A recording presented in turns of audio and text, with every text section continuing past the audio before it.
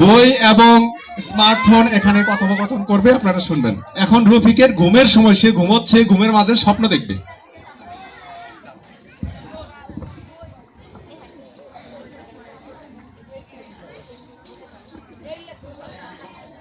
হে রফিক, দেখ আমি তোর সবচেয়ে প্রিয় বন্ধু। তুই আমার সঙ্গে হাসিস, খেলিস, রাত জেগে সময় কাটাস। আমি তোর সুখের সঙ্গী রফিক। কিন্তু আমি তোর কিন্তু আমি তোর ভবিষ্যতের সঙ্গী রফিক।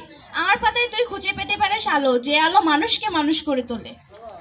আরে ভই ভাই, এখন কি আর পাতায় আলো খোঁজে? সবাই আলো খোঁজে ফোনের স্ক্রিনে। আমি এক ক্লিকেই সব জানাতে পারি। গুগল আছে, ইউটিউব আছে, শর্টস আছে। জানা মানে বোঝা নয় বন্ধু। তুই জানাস চাঁদ পৃথিবীর উপগ্রহ, কিন্তু আমি শেখাই কেন সে আলো দেয় এবং মানুষ কিভাবে সে আলোয় কবিতা লিখে। তুই তথ্য দিস আর আমি জ্ঞান দিই। কিন্তু আমি দ্রুত 1 মিনিটেই শত তথ্য। দ্রুততা সবসময় গভীরতা দেয় না প্রিয় বন্ধু। গাছটা হঠাৎ বড় হয় না, ধীরে ধীরে শেকড় বাড়ায় বড় হয় এবং পরবর্তীতে দেয় সুমিষ্ট ফল। আমি সেই শেকড়, তুই শুধু ফুলের রং যা শুকিয়ে গেলে ঝরে যায়। রফিক, তুই জানিস আমার পৃষ্ঠায় ঘুমিয়ে আছে তোর পূর্বপুরুষের কণ্ঠ, আমার পাতায় আছে রবীন্দ্রনাথ, আলবার্ট নিউটন, অনেকে। তুই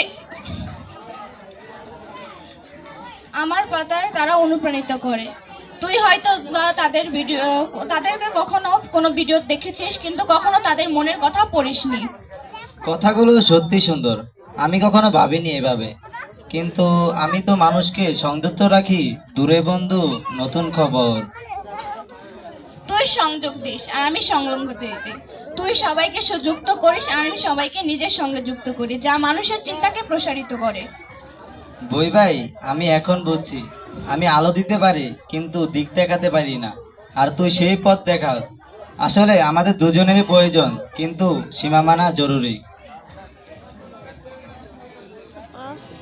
রফিক, মনে রাখিস জ্ঞানের স্রোতে ভেসে যাস না। রফিক, মনে রাখিস তথ্যের স্রোতে ভেসে যাস না, জ্ঞানের নগরে বাধা থাকিস। আমি তোর পাশে থাকবো যদি তুই আমায় খুঁজিস।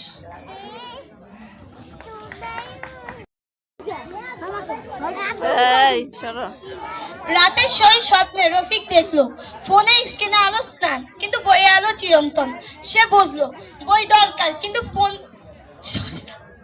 সে বুঝলো ফোন দরকার কিন্তু বই ছাড়া আত্মা অন্ধকারে হারিয়ে যায়।